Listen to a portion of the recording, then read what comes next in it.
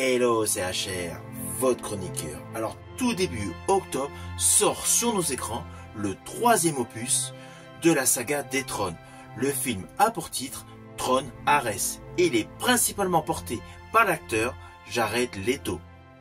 Avant d'aller le voir, aujourd'hui je vous fais une piqûre de rappel tout simplement sur les deux précédents opus, Tron et Tron Legacy, alias Tron l'héritage.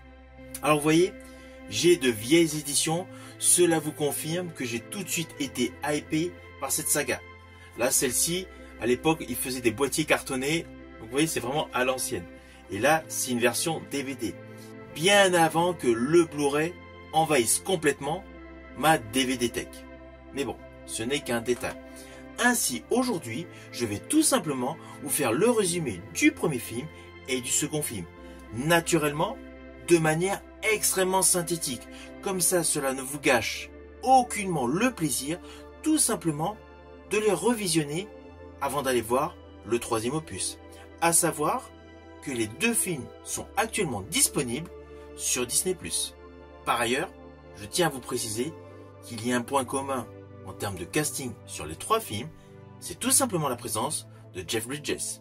Même si dans le troisième opus, son temps de présence à l'écran est apparemment extrêmement limité. Maintenant, je vous invite tout simplement à aller en profondeur dans les circuits de votre ordinateur. Let's go!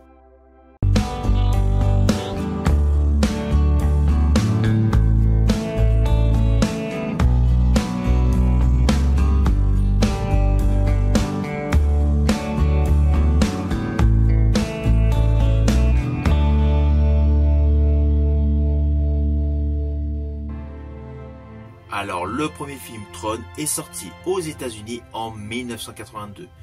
Il est rattaché au registre de la science-fiction.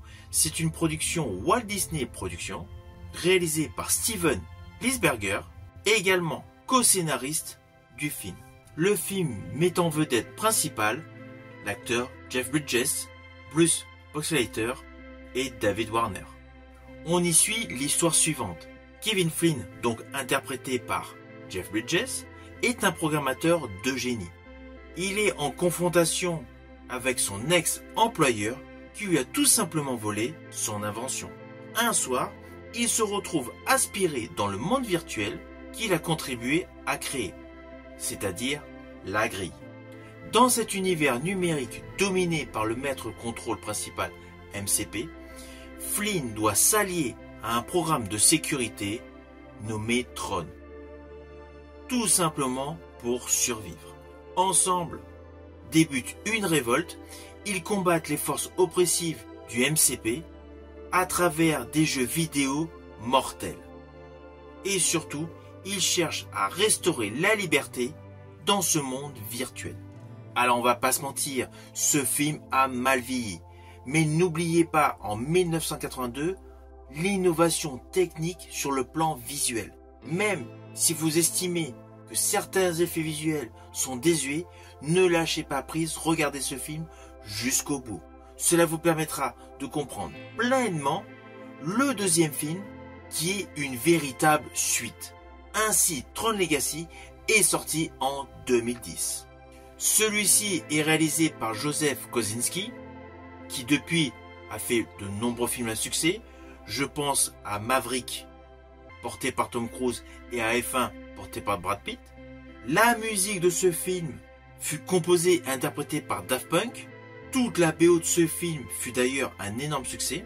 Ce film est toujours une production Walt Disney Pictures, avec naturellement d'autres boîtes de production qui se sont greffées au projet. Il est toujours attaché à la science-fiction et il a une durée de 125 minutes. Jeff Bridges, Bruce Boxleitner se retrouvent une nouvelle fois dans ce film, mais non pas les premiers rôles. Le premier rôle est à l'acteur Gareth Edlund, qui interprète tout simplement le fils du personnage interprété par Jeff Bridges. Ainsi, on se retrouve plusieurs décennies après le premier film, et là, Sam Flynn, le fils de Kevin, enquête naturellement sur la disparition mystérieuse de son père. Et c'est là, un soir, en allant dans l'ancienne salle de jeu de Kevin Flynn qui se retrouve à son tour projeté dans la grille. Monde qui est désormais dirigé par un certain Clo, une copie numérique corrompue de Kevin Flynn. Dans ce monde artificiel et numérique, le personnage de Sam Flynn rencontre le programme rebelle Cora, avec qui il va faire équipe et naturellement retrouver son père Sam.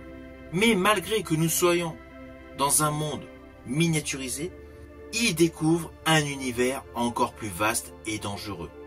Et d'ailleurs, l'enjeu dépasse alors le simple monde virtuel. C'est l'avenir du réel qui est en jeu. Alors ce nouvel opus est esthétiquement visuel une pure réussite. Les effets sont dantesques, la musique accompagne chaque séquence dans ce monde où tout est bluffant.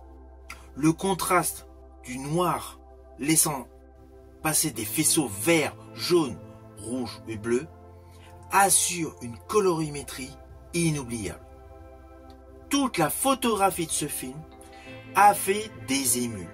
C'est vraiment, selon moi, à ce jour, l'un des meilleurs films SF en termes de qualité visuelle. Peut-être que le troisième opus va dépasser cela. Mais en tout cas, ce film de 2010, Tron Legacy, est tout simplement une réussite. Alors à savoir qu'outre le fait de pouvoir voir ces deux films, Tron et Tron Legacy, sur Disney+, il y a également une série d'animations autour de cet univers Tron, qui a pour titre Tron la Révolte. Alors même si vous n'êtes pas fanat de tout ce qui est animation, honnêtement cela vaut le coup d'œil. C'est bien construit et l'histoire tient la route. Et c'est vraiment un complément au film Tron Legacy. C'était pour la petite histoire. En tout cas, j'espère que par le biais de cette vidéo, cela vous a permis de vous remémorer les points forts des deux premiers films. Et surtout, j'espère que ces deux résumés visuels vous donnent envie pleinement de vous plonger dans l'univers Tron, en allant voir Tron Ares. Je vous dis à bientôt pour une prochaine vidéo.